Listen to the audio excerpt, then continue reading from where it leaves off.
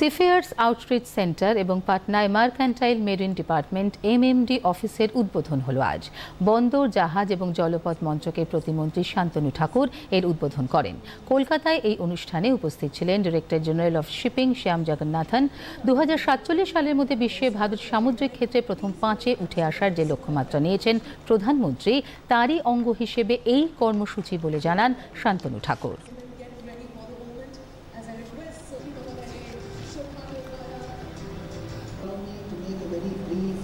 Presentation of grievance dismissal mechanism. Extending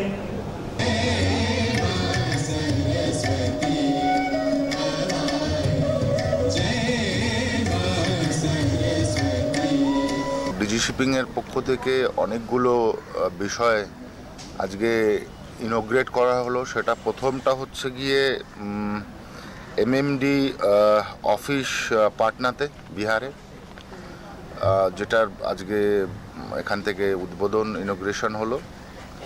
সেকেন্ডের হচ্ছে আমাদের কলকাতাতে নাবিক গৃহ সমিতি তৈরি হয়েছে আজকে ইনোগ্রেট করা হলো, যেটাকে ম্যারিন ক্লাব কলকাতাকে আজকে ইনোগ্রেট করা হলো নতুন করে, সেটাকে সাজিয়ে সুন্দরভাবে করা হবে।